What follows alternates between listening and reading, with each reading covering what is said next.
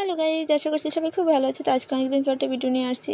আর আমি কন্টিনিউ সবসময় বলি যে ভিডিও দেবো, কিন্তু ভিডিও দেওয়া হয় না।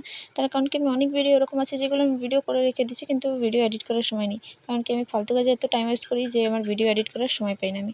তো আজকে যাচ্ছিলাম একটা মিটিংয়ে, আর মিটিংয়ে আমার সঙ্গে আমার মাসিও যাচ্ছিলো। আর আমার মাসি দেখো কী করছে, ভিডিও ভিডিও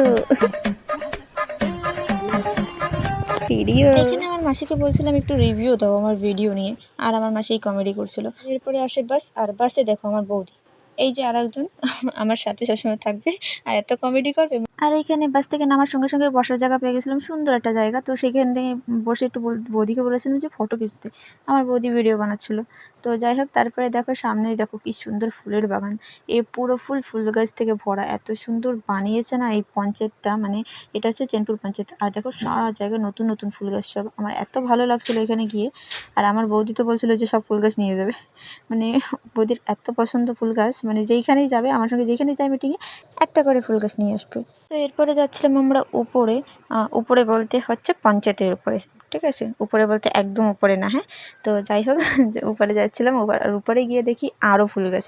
মানে সারা জায়গায় শুধু ফুল গাছই ফুল গাছ। এই দেখো কি সুন্দর গোলাপ ফুল, ছোট ছোট গোলাপ। আর এখানে গিয়েও না বৌদি কার কাছ থেকে জানি ফুলের বেশি চেয়েছিল, মানে এই যে এখানে যারা কাজ করে তাদের। আর এরপরে আমাদের একটা ভিডিও, মানে কি বলে, আমাদের মিটিংয়ের ভিডিও ক্লিপ নিয়েছিল বৌদি এটা। তো তারপরে আমাদের মিটিং শেষ হয়নি, এখানে আমরা আধা থেকেই বেরিয়ে গেছিলাম। তার কারণ হচ্ছে আমাদের বাসের টাইম হয়ে গেছিলো। আর মিটিং ওদের এখনও চলছিল, তো আমরা বেরিয়ে গেছিলাম। আর এই দেখো গার্ডেন, আমি শুধু গার্ডেনই দেখাচ্ছি তোমাদের। তো যাই হোক, চলো টাটা, আজকের জন্য এই পর্যন্তই। দেখা হচ্ছে নেক্সট ভিডিওতে।